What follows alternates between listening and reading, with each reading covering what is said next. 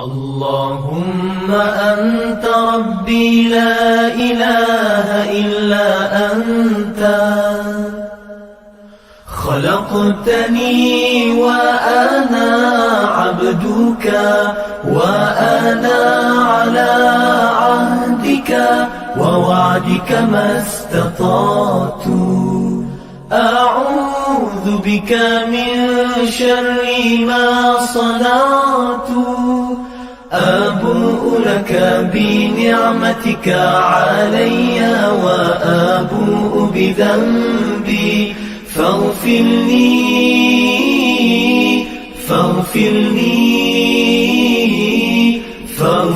لي فإنه لا يغفر الذنوب إلا أنت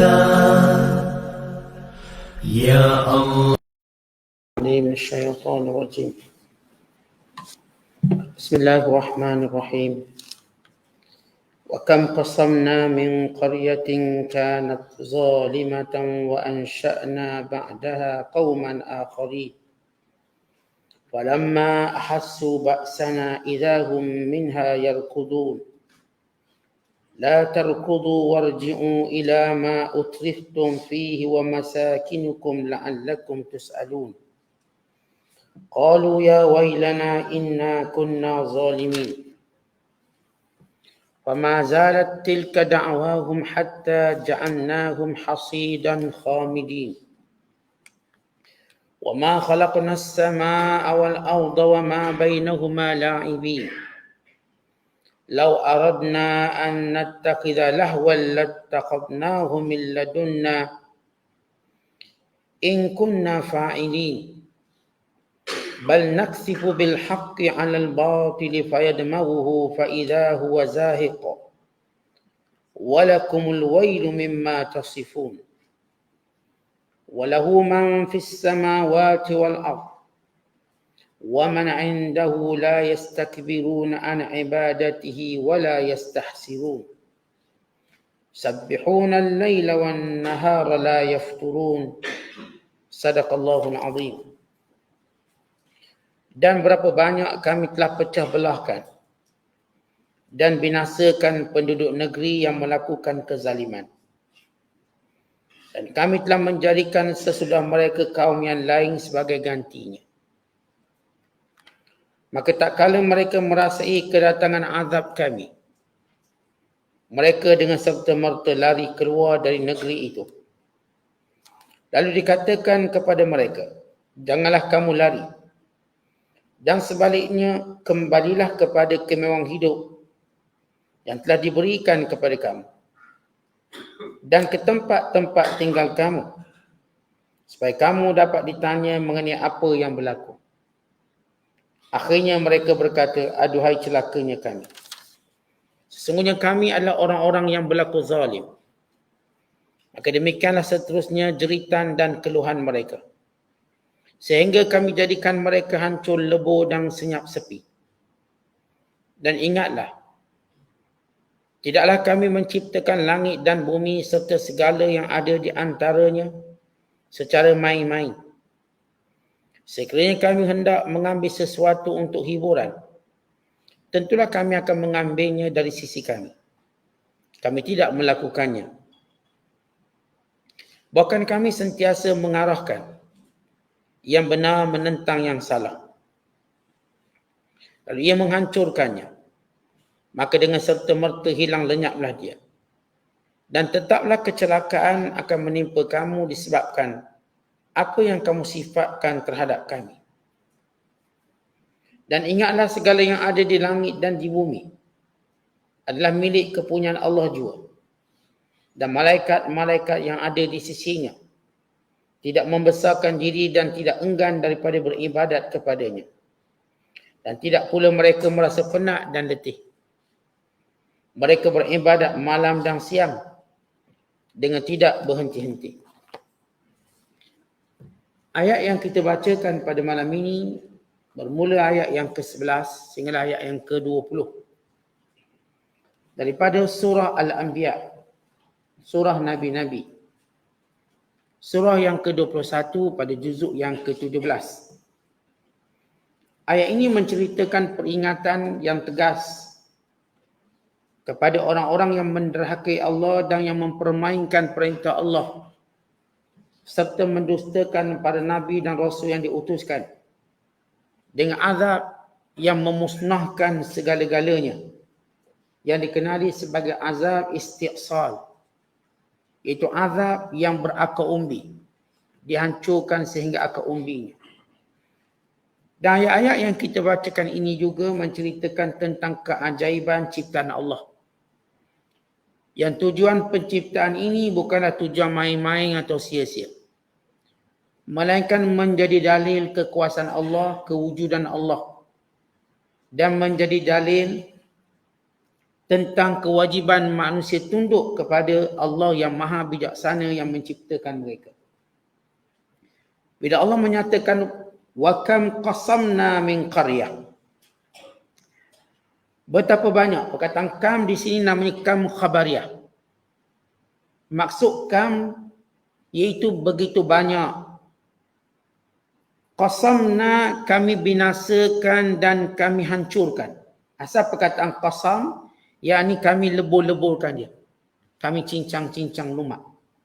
Kami pecah-pecahkan dia. Ini asal makna qasam. Wa kam qasamna min qaryah. Banyak negeri-negeri, yakni penduduk negerinya. Adapun negeri itu kekal sebagai satu iktibar pada manusia. Tapi yang dimaksudkan di sini dipanggil sebagai mahaliyah, yang disebut tempat yang diinginkan penduduknya. Allah Ta'ala menyatakan betapa banyak, betapa ramai kami binasakan, kami hancur leburkan min qaryatin, daripada penduduk negeri.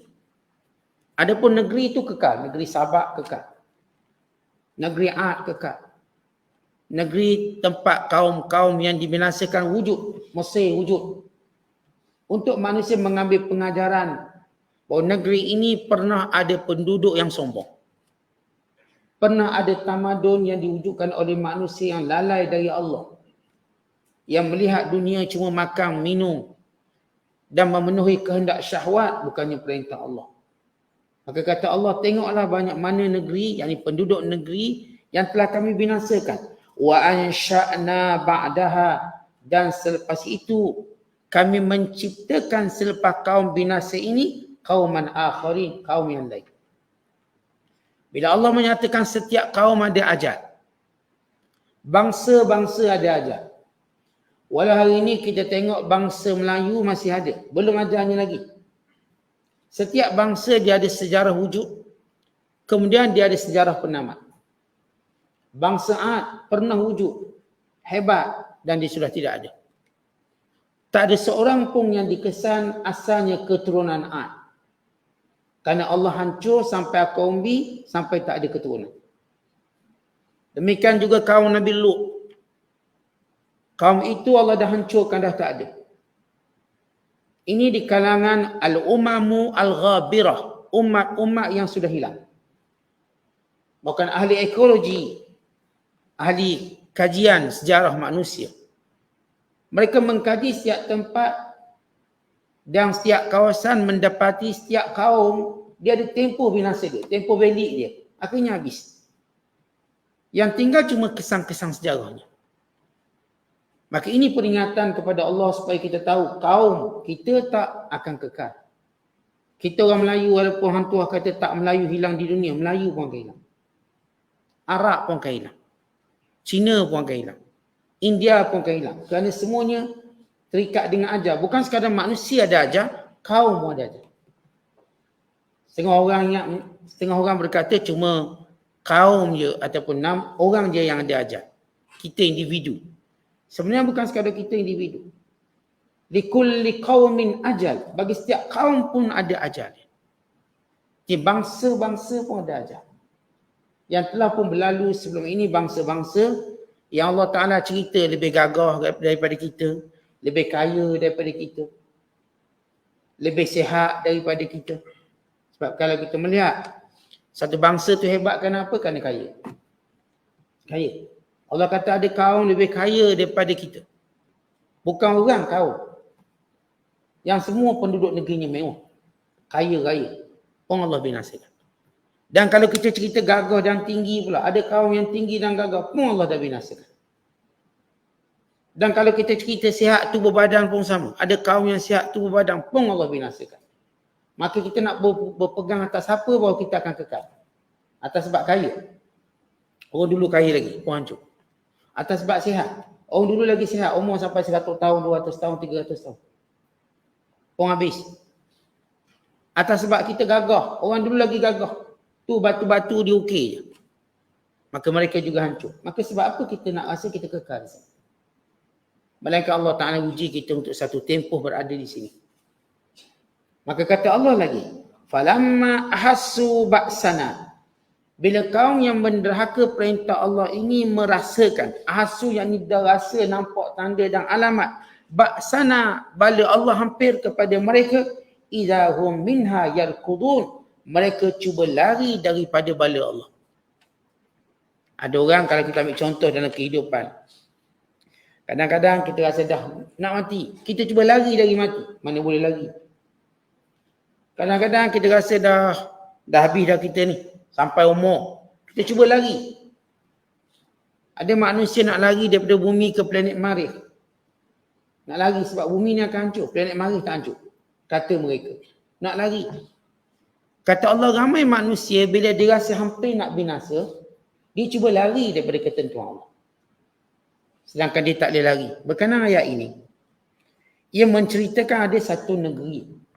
Ayat ini kata ulama tafsir, ada satu negeri yang terletak di negara Yaman. Negeri ini disebut sebagai negara Hadur. Hadur satu kawasan di Yaman, bandar di Yaman. Di mana Allah Ta'ala mengutuskan kepada mereka seorang Nabi bernama Syuaib. Bukan Syuaib yang dihantar kepada kaum Madian, bukan. Ini Syuaib lain. Nama Syuaib bin Zi Mahdam. Dan kuburnya masih ada sekarang di Yaman, di kota Yaman. Nabi Allah Syuaib. Yang mana Nabi Allah Syuaib ini dibunuh oleh kaumnya.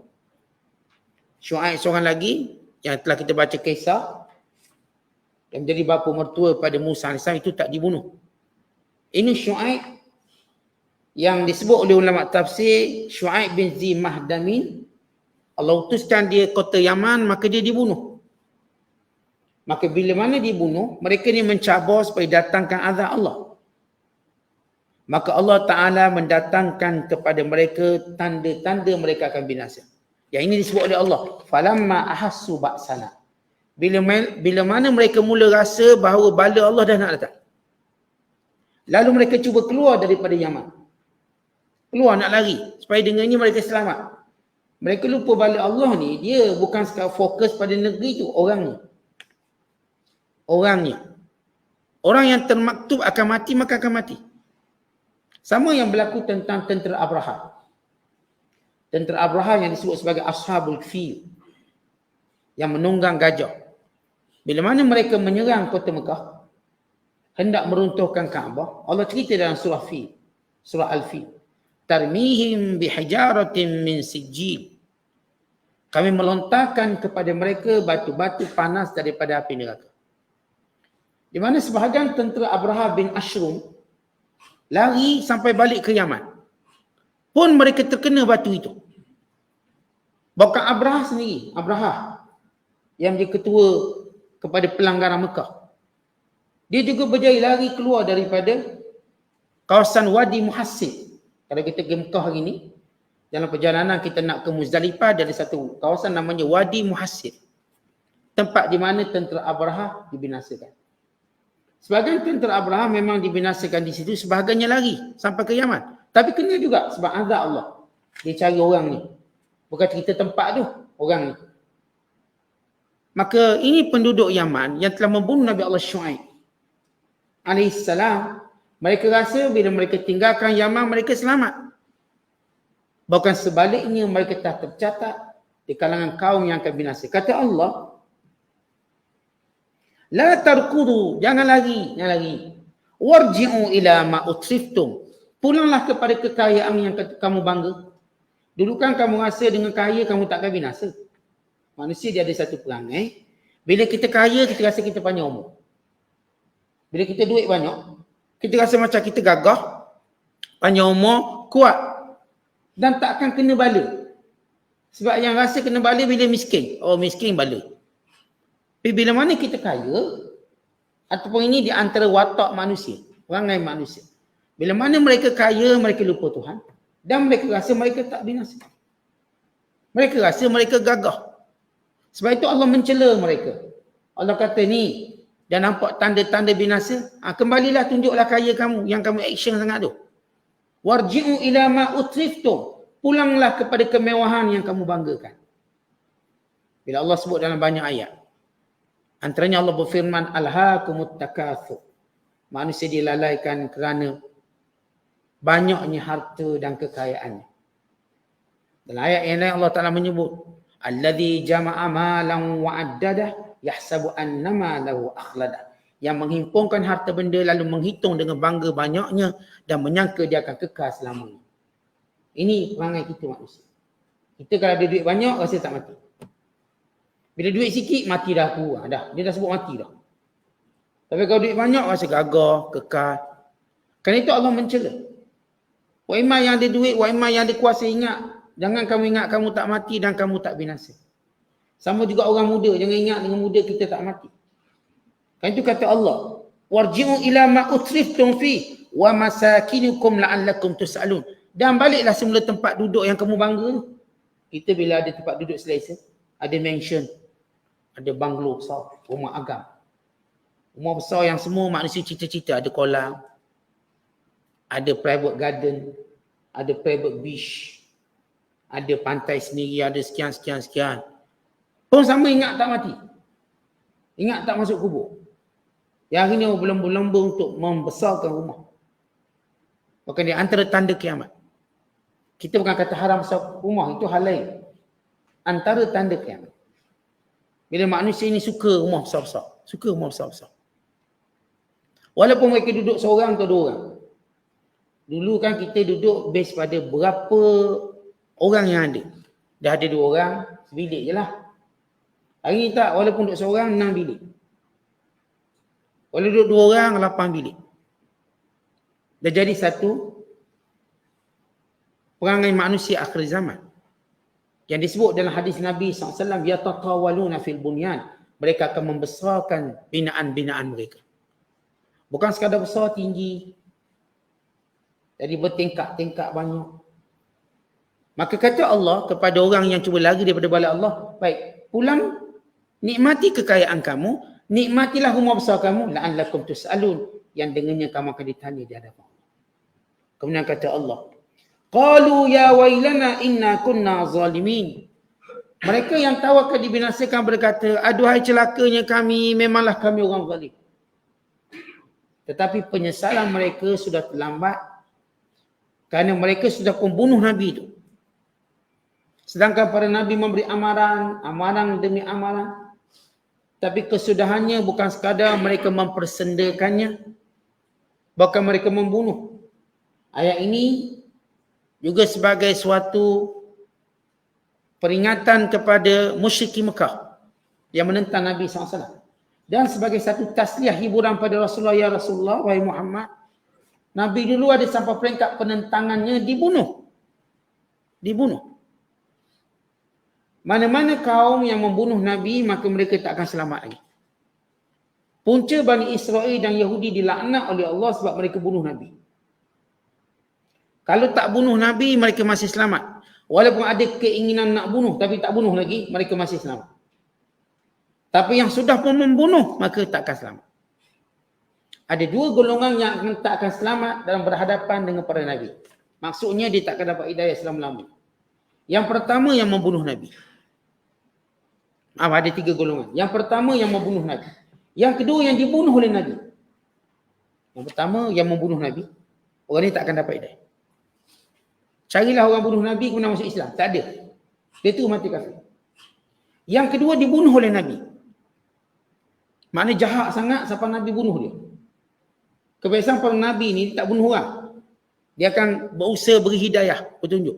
Tapi kalau dah memang jahat, dibunuh oleh Nabi.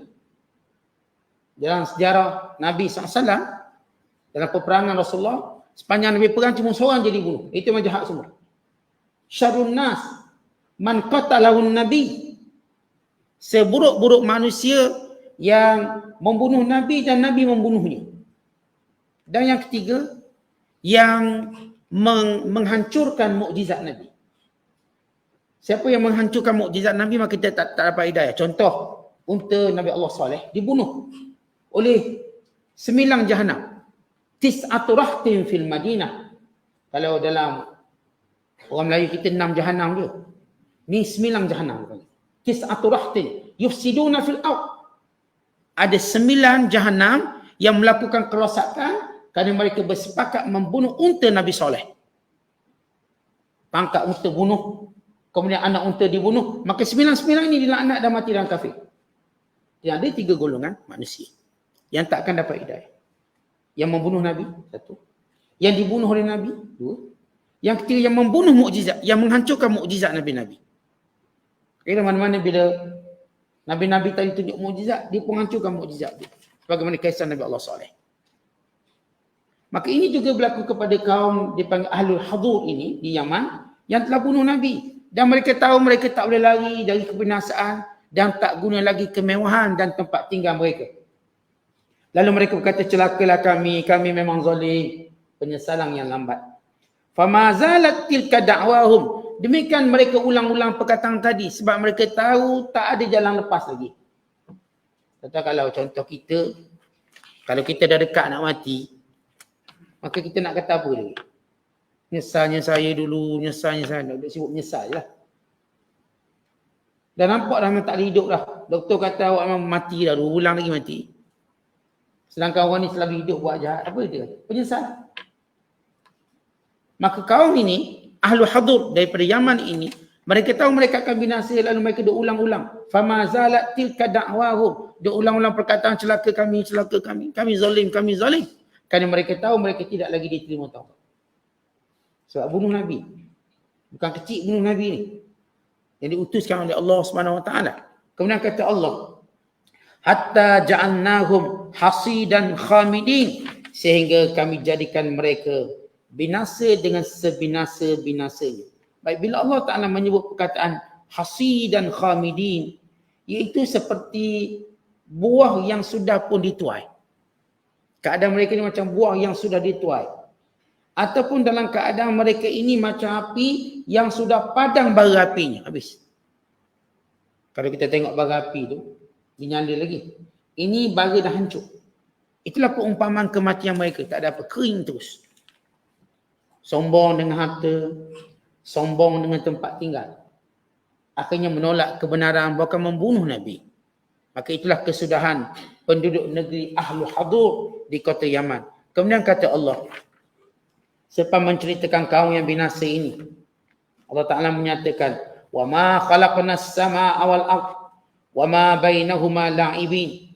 Tidaklah kami menciptakan langit dan bumi untuk tujuan bermain-main. Bahkan kami ciptakannya dengan keadilan, dengan kebijaksanaan, untuk faedah agama dan faedah duniawi. Adapun faedah agama menjadi dalil tentang kewujudan Allah.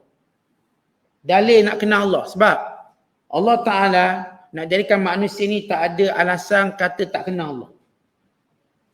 Umpama kita kalau pergi Kuala Lumpur dengan signboard punya banyak, sesat lagi, memang kita bodoh betul lah. Pakai waste kita, waste bini kita, waste anak kita. Signboard kiri kanan, tak sampai juga Kuala Lumpur. Kereta pun bagus. Ni kita nak kategori orang tu. Orang hutan eh? Bukan orang betul, orang hutan. Jadi Allah jadikan tanda-tanda Allah wujud ni semua. Matahari, bulan, bintang, langit, bumi. Tak nampak juga, nampak berhala juga Tuhan. Ni tahap bodoh macam mana? Allah jadikan. Kalau saya katakan kalau banyak signboard pergi Kuala Lumpur tu sesat, orang kata teruk sangat awak ni. Mengaji sekolah mana ni? Signboard kiri kanan beritahu Kuala Lumpur lagi 500 meter. Kuala Lumpur lagi 5 km, lagi 50 km, siap sebut jarak. Siap sebut beritahu semua, Waze pun beritahu. Anak-anak beranak kita pun beritahu. Tiba sesak juga tak sampai. Dengan kereta yang baik, dengan semuanya bagus, badan sihat. Kita kata ini semua kebodohan yang tak boleh diampunkan. Syirik ialah kebodohan yang tak boleh diampunkan. Allah boleh ampun dosa lagi, tidak syirik. Sampai tak nampak lagi Tuhan, lalu nampak berhala yang dia beli, yang dia ukir sendiri, ini Tuhan. Lalu ditanya, Tuhan ni ke yang buat langit bumi? Tuhan ni ke yang menurunkan hujan? Tuhan ni ke yang menciptakan manusia? Walau dia pun baru lahir, dia pun baru diciptakan tahun lepas. Dia ke yang mengadakan manusia? Dan sebab itu kita katakan, kejadian langit dan bumi ni bukan kita nak pergi melancur ambil gambar. Itu sampingan. Keutamaannya ma'rifatul khaliq. Nak beritahu, nak kenalkan kita akan kewujudan Allah. Supaya kita tak ada alasan lagi. Ia begitu jelas. Ini semua signboard yang menandakan kewujudan Allah. Tanda-tanda. Kemudian kata Allah Ta'ala lagi. Dalam ayat ini, tidaklah kami jadikan langit dan bumi dan di antara kedua-duanya la'ibin sebagai permainan semata-mata. Lau aradna an nattakhidha lahwan lattakhadnahu min ladunna in kunna fa'ilin. Kalau kami nak jadikan ia sebagai mainan saja, tak payah kami ciptakan bumi. Apa yang ada di sisi kami sudah cukup. Alam langit dah luas. Alam langit itu dah luas. Bumi ni besar mana tuan-tuan? Cuba teropong bumi besar mana? Dalam planet, antara planet paling kecil. Antara planet paling kecil. Kalau pun bulan tu kecil lagi pada kita, katakan. 1/6 bumi. Bumi ni tetap planet kecil berbanding planet-planet besar yang lain. Sama ada yang kelihatan, apa lagi yang tak kelihatan. Dengan Mushtari berapa puluh kali ganda. Dengan Zuhal berapa puluh kali ganda. Kecil bumi. Kalau Allah Ta'ala nak jadikan dunia ni untuk main-main, tak payah jadi bumi. Planet lain lagi besar pada bumi. Tempat lain lagi besar. Lagi luas. Kerana Allah menjadikan dunia ini sebagai satu sebab untuk manusia menyembah Allah. Kerana itu Allah sebut dari awal lagi. Kita baca dalam surah Az-Zariyat ayat 56. Wa ma khalaqnal jinna wal insa illa liya'budun. Tidak kami jadikan jin dan manusia. Wa ma khalaqtul jinna wal insa illa liya'budun. Tidak aku jadikan jin dan manusia melainkan untuk beribadat padaku. Maka Allah jadikan manusia dan jin ini berada atas muka bumi. Maka Allah jadikan bumi ini penunjuk dan petanda tentang kewujudan Allah. Dan sebab untuk kamu tunduk pada Allah. Sebagaimana semua alam bumi ini mengikuti peraturan sunnatullah. Matahari yang naik timur tenggelam barat. Siang malam yang datang ikut jadual tanpa terlambat. Sungai dan laut mengalir mengikut apa yang Allah tentukan. Dan semua binatang-binatang mengikut fitrah yang Allah Ta'ala dah tetapkan. Maka tinggal lagi kamu. Apakah kamu akan ikut peraturan Allah ataupun kamu cuba melanggarnya? Ikut peraturan Allah atau cuba melanggarnya? Oleh kerana itu bumi ini yang Allah ciptakan ada sebab. Bukan sebab main-main. Bukan sebab kita duduk sini nak hore-hore macam tu. Ada sebab. Kita dijadikan untuk menunjukkan, untuk mempamerkan pengabdian kita pada Allah. Kerana itu Allah binasakan mana-mana kaum yang derhaka pada Allah. Bahkan negeri yang derhaka kepada Allah. Allah balik-balikkan dunia ataupun tempat yang derhaka kepada Allah. Kemudian kata Allah Ta'ala sesudah menyebut tentang hakikat kejadian langit dan bumi. Bal naksibu bil haqqi 'alal batil. Bahkan kami akan jadikan akan berlaku pertentangan kebenaran dan kebatilan sepanjang zaman. Dan kami akan kalahkan kebatilan itu dengan kebenaran. Fayadmaruhu fa iza huwa zahiq, dan kami hancurkan. Kebatilan paling utama ialah kebatilan mensyirikkan Allah. Sebab itu kita tengok dalam statistik yang dikeluarkan oleh PBB tentang perkembangan agama. Antara agama yang terus menurun ialah agama menyembah berhala. Dia terus menurun, dia tak naik. Dan agama yang naik cuma dua agama, Islam dan Kristian yang naik. Dan Islam paling cepat naik. Allah tunjuk ini pertembungan. Tuan-tuan boleh tengok graf pertembungan Islam dengan agama-agama syirik yang lain. Bukan yang utama ialah penyembahan berhala. Lihat dia punya data dia. Islam tu naik. Sehingga mencecah 2 bilion. Data terkini 2 bilion umat Islam. Dan tu naik. Dan yang menyembah berhala dia turun. Turun dah. Kerana yang pertama yang akan tak ada ialah agama berhala. diikuti Kristian dan diikuti Yahudi. Ni kalau kita baca sejarah, macam mana agama-agama ni hilang sehingga yang kekal cuma Islam. Sehinggalah Allah Ta'ala menghilangkan Islam. Islam pun hilang satu hari nanti. Maka kembali agama berhala masuk. Dia mula-mula bila kita tengok proses Pak Imam Mahdi keluar, turunnya Nabi Isa, keluarnya Dajjal, turunnya Nabi Isa, lahirnya Ya'juj Ma'juj ataupun terbitnya Ya'juj Ma'juj daripada kota yang telah pun dipagar untuk pagar dan tembok. Maka proses itu kita lihat Nabi Isa bila turun dia tak akan terima melainkan Islam. Maka semua ahli kitab di kalangan Kristian memeluk Islam. Illa la yu'minanna bihi qabla mautih, kata Allah. Semua orang Kristian akan beriman dengan Nabi Isa sebelum dia mati. Dan Nabi Isa AS bila dia turun, kata Nabi SAW, yaqtul khanazir wa yaksirus salib. Dia akan membunuh babi dan dia akan mematahkan salib. Dia akan bunuh babi. Kenapa dia bunuh babi? Kan itu menjadi ikon pada perbezaan agama lain dengan agama Islam. Dalam bab makanan, yang membezakan orang Islam dengan orang kafir ialah babi. Walau kita cerita tentang sembelihan itu memang asas. Tapi yang paling ketara, satu kisah yang menarik. Ada seorang lelaki, dia menyamar jadi putera Raja Saud ataupun anak Salman hari ini. Dia tukar namanya Khalid. Khalid bin Salman Ali Saud, keluarga Saud. Maka dia pergi ke negara tertentu. Dia menyamar.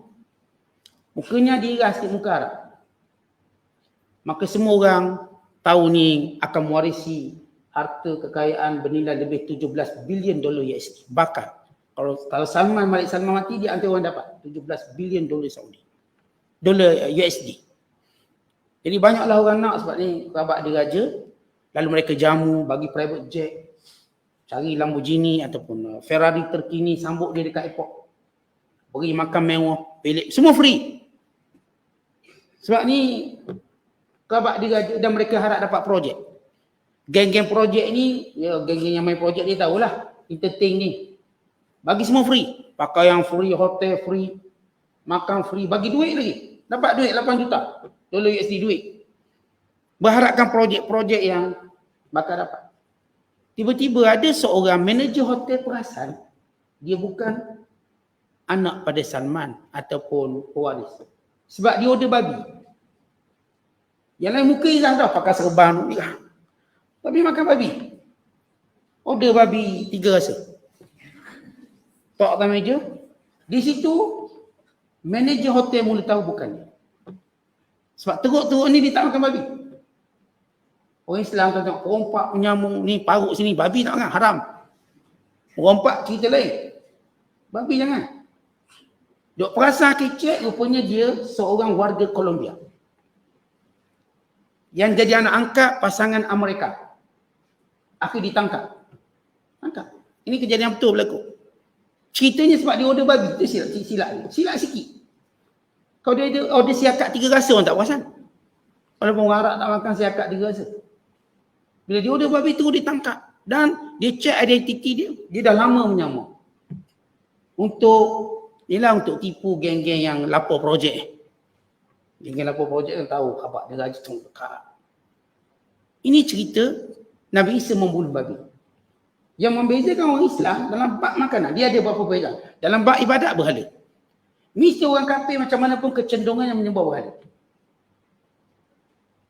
Kecenderungan untuk wujudkan berhala. Itu beza dari sudut bab akid.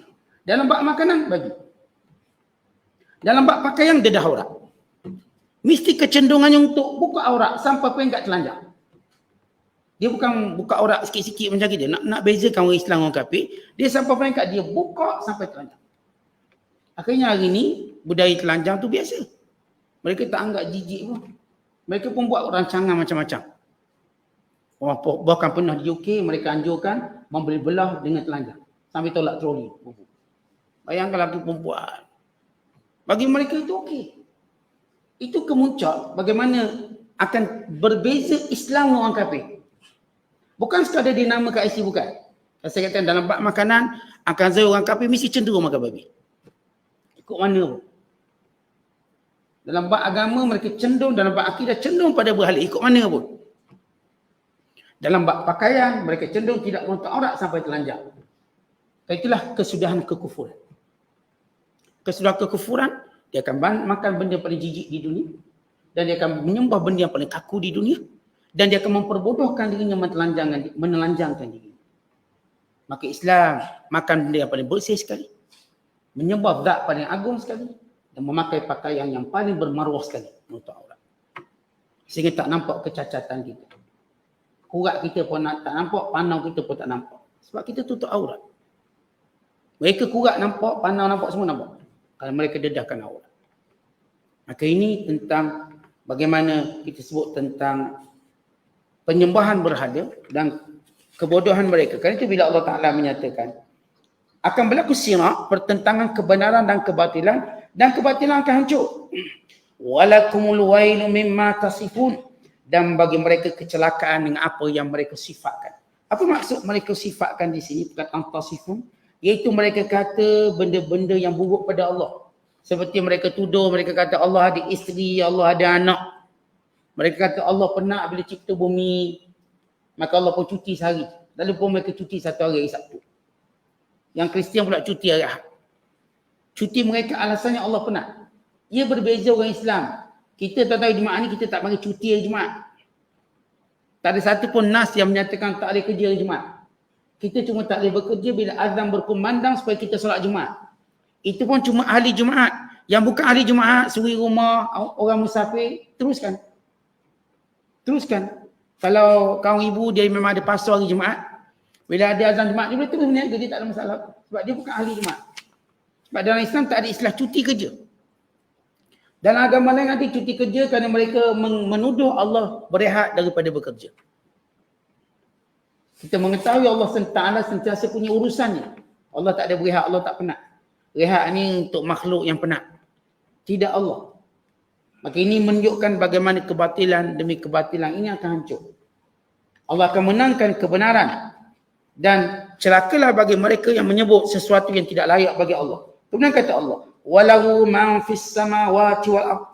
Bagi Allah tunduk segala yang ada di langit dan di bumi. Wa man indahu, dan apa yang ada di sisi Allah, yakni malaikat.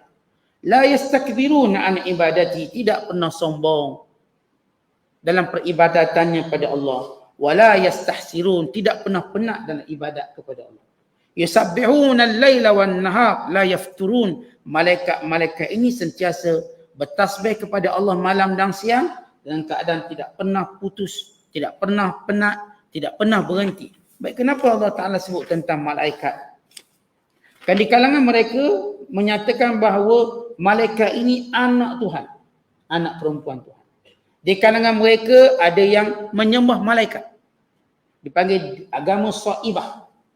Agama Saibah ini mereka di samping sembah planet-planet, mereka juga sembah malaikat. Dijadikan malaikat sebagai sembah. Sebagaimana sebahagian agama menjadikan Nabi sebagai sembahan. Mereka sembah Nabi Isa, mereka sembah Nabi Uzair, sembahan. Maka sebahagian mereka menyembah malaikat. Sedangkan semua makhluk yang mereka sembah ini sembah Allah. Malaikat menyembah Allah. Lalu Allah sifatkan bagaimana malaikat ini menyembah Allah Ta'ala. Iaitu malaikat tidak pernah sombong dalam ibadatnya kepada Allah. Apa maksud sombong di sini? Sombong di sini maksudnya ialah malaikat tidak pernah meninggalkan peribadatan pada Allah. Sebab seorang yang meninggalkan ibadat pada Allah dianggap sombong. Kita tuan-tuan kalau tak semayang, namanya sombong. Apa sombong sangat Tuhan sampai tak semayang? Allah cipta kamu, Allah bagi rezeki. Tiba sombong. Tak nak semayang. Malaikat tak pernah sombong. Dia tak pernah meninggalkan ibadatnya kepada Allah SWT. Wala yastahsirun, dan tidak pernah penat. Malaikat tak pernah penat. Ini sifat malaikat. Supaya kita pun sama, jangan beri alasan penat dalam ibadat pada Allah. Contohilah malaikat. Maksud penat di sini pada waktu yang patut kita ibadat, kita pun beri alasan penat. Ya, pada waktu yang kita tak dituntut, maka tak ada masalah nak penat, nak tidur, nak baring ke. Sebab tuntutan ibadat tadi terhad. Waktu zuhurnya, waktu asarnya, waktu maghrib. Tiba-tiba kita kumpulkan penat kita waktu nak buat ibadat. Tapi waktu main bukan main, gagah. Waktu nak main tunjuk gagah. Waktu urusan dunia tunjuk kuat. Tunjuk yang nampak macam slip disc, tak ada slip disc. Time ibadat slip disc lah, sakit lutut lah, mari belakang sakit. Tetapi ini bukan sifat kita orang beriman. Kita mungkin sahaja tunjuk penat dalam hal urusan lain. Tapi bila datang je hal ibadat, kita tunjuk bertenaga, energetik, tunjuk. Allah suka seorang buat ibadat dalam keadaan bertenaga. Maksud tenaga menunjukkan dia tak bosan. Masa baca Facebook tak muak, baca Quran muak. Ini Allah tak suka macam ni. Facebook dibaca 2 jam tak muak. Pukul berapa? Pukul 12 sampai pukul 2. Tak muak. Baca Quran pagi-pagi. Pukul 10 boleh muak. Baru bangun tidur. Dia tunjukkan kebosanan. Semayang 2 rakaat muak. Dia boleh muak bila semayang. Tapi bersembang dengan kawan 2 jam dia tak muak pula. Tuan-tuan, jangan kita boleh contohi malaikat. Antara sifat malaikat la yastahsin. Dia tak tunjuk penat dalam beribadat. Kita pun sama. Dalam ibadat jangan kita kumpulkan alasan penat dan alasan-alasan lain sehingga menjadikan mutu ibadat kita rendah. Kita mesti cari cara untuk jadikan waktu ibadat kita semangat. Sebab itu sunat qailulah. Kenapa sunat qailulah? Supaya ibadat kita bersemangat. Sebab itu sunat sahur. Supaya puasa kita ni nampak kuat. Sahur jangan nampak merangkak, patut jalan kaki, menjala dengan perut jadi ular. Sebab apa? Lapar sangat. Islam tak tunjuk macam itu. Kita mencari asbab, macam mana nak kuat? Islam sarankan kita tidur awal supaya dapat bangun qiyamul lail. Dapat bangun subuh. Para sahabat, lepas isyak je mereka tidur kalau tak ada urusan. Tidur. Supaya mereka dapat bangun awal pagi dan mereka dapat solat subuh tanpa mengantuk. Ni tidur 4 pagi, subuh pukul 5.30 itu subuh rakaat. Dia boleh tidur dalam sujud dia. Dia tidur lambat. Sebab apa sembang? Main pingpong, main futsal, main bola. Masa main tu gagah lah.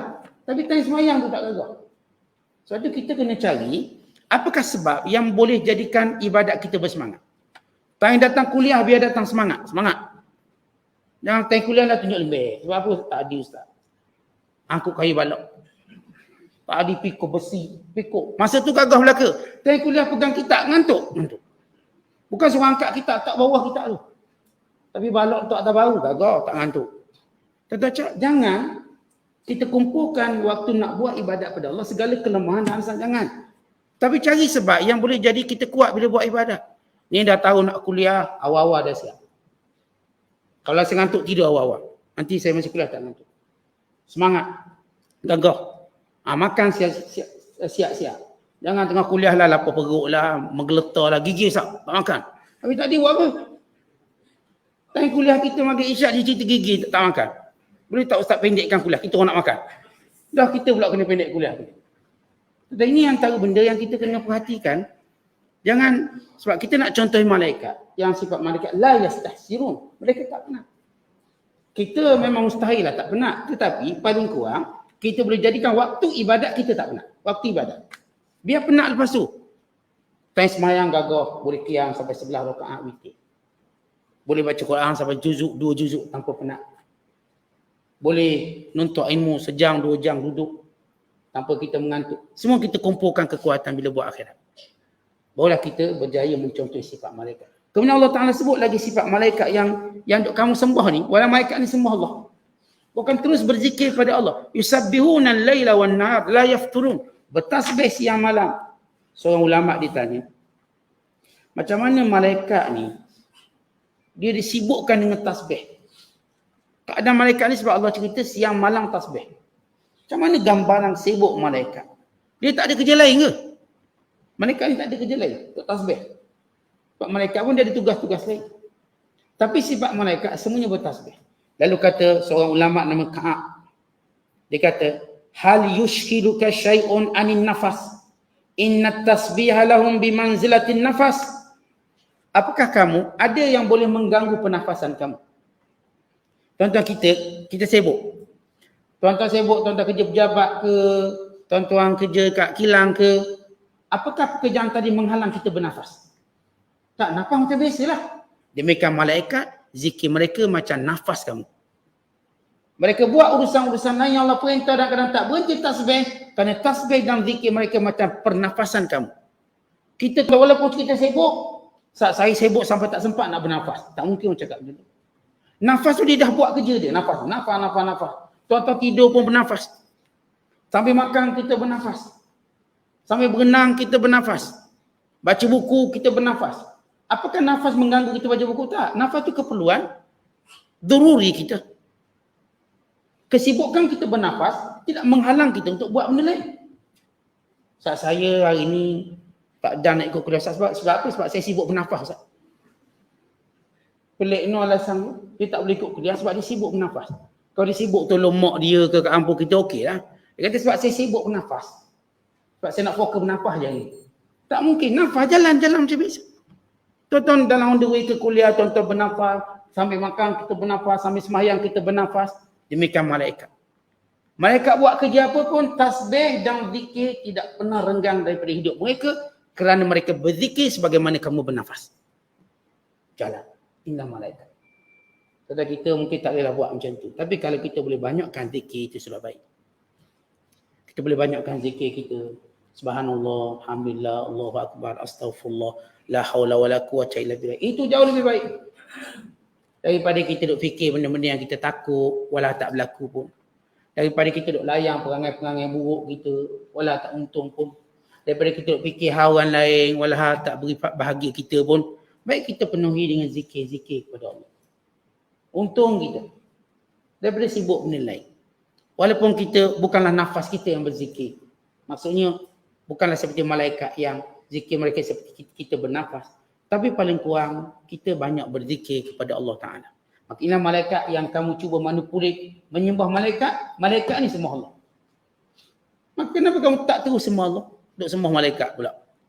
Maka semua makhluk Allah ini milik Allah, tunduk pada peraturan Allah. Cuma tinggal lagi dua makhluk yang degil, manusia dengan jin. Ini berhela untuk tidak tunduk pada peraturan Allah. Walau macam mana pun kita degil, maka kita akan ikut peraturan Allah yang muktamad, namanya mati. Tak nak mati. Degil macam mana mati? Ingat itu peraturan Allah. Maka sebaiknya kita ikut peraturan Allah dalam bersedia untuk mati. Beramal mencari bekal untuk mati. Mati tadi tidak menjadi kecelakaan besar dalam hidup kita. Bukan pintu gerbang kebahagiaan kita. Dia sibuk kita beramal dengan bekalan kita. Sebagaimana kata Nabi SAW, al-mautu tuhfatul mu'min. Kematian itu menjadi kegembiraan orang beriman. Jambangan bunga yang dikalungkan di lehernya. Satu kegembiraan. Satu kerehatan yang disebut oleh Nabi SAW dalam hadis yang lain. Mustarihun. Setiap orang beriman bila mati, mustarihun, dia benar-benar rehat. Tak ada lagi kepenatan yang perlu difikirkan. Bahkan dia sibuk dengan nikmat yang Allah berikan padanya. Wallahu a'lam bishawab. Assalamualaikum.